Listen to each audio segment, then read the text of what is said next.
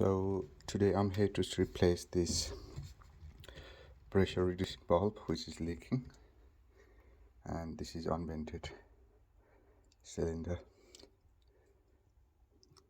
To work with this cylinder you must be unvented cylinder qualified engineer, and you must hold the certificate. So the first thing what I'm going to do, I'm going to depressurize the system, isolate the water supply and isolate the electric supply.